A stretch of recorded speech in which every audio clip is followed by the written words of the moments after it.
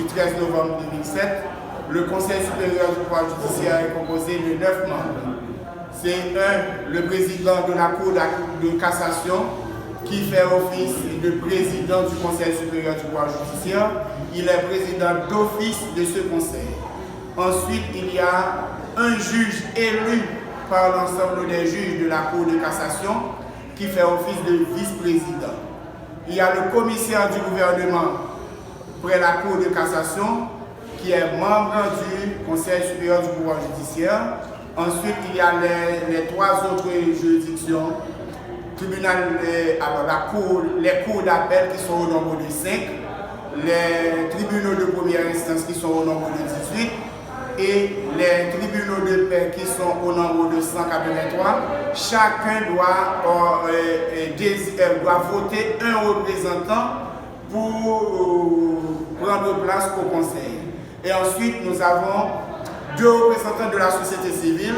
D'une part, la Fédération des barreaux d'Haïti, au nombre de 18 bâtonniers, vote un des leurs pour les représenter au conseil. Et enfin, il y a un représentant des organismes de la société civile à travers les organismes de défense des droits humains.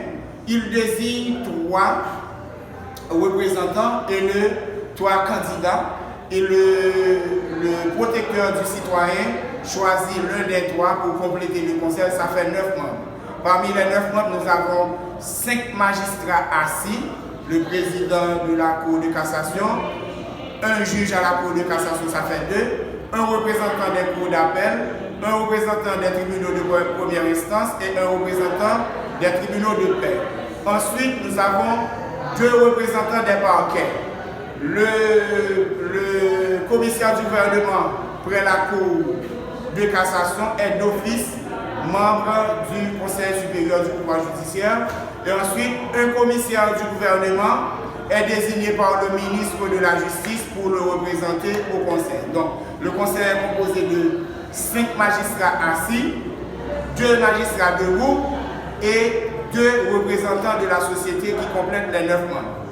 Et au terme de la loi créant le Conseil supérieur du pouvoir judiciaire, chaque mois d'avril, 3 ans, un conseil est élu pour 3 ans, et à la 3e année du mandat, au mois d'avril, on doit organiser des élections pour renouveler le conseil. C'est ainsi que le processus a débuté et des magistrats se sont portés candidats. Et ce matin, on vient d'organiser l'élection pour le représentant des cours d'appel qui sont au nombre de 5.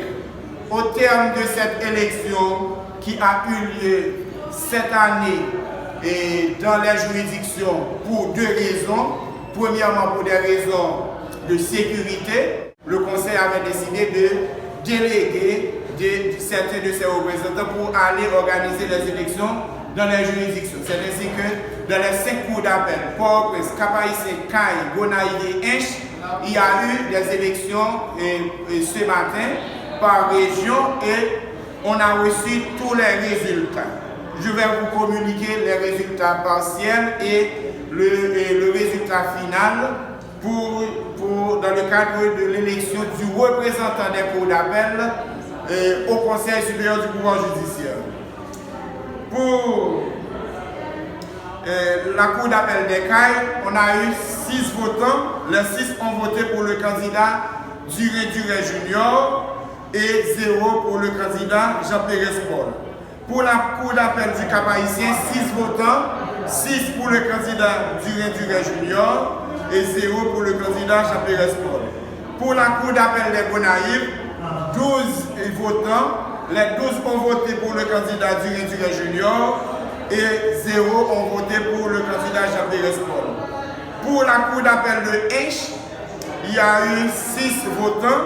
Les 6 ont voté pour le candidat Duré Junior et 0 pour le candidat Jean-Pérez Paul. Et enfin, pour la juridiction de la Cour d'appel de Port-au-Prince, sur les 16 votants, 12 ont voté pour le candidat Duré Junior et 4 pour le candidat Jean-Pérez Paul. Ce qui accuse le résultat suivant.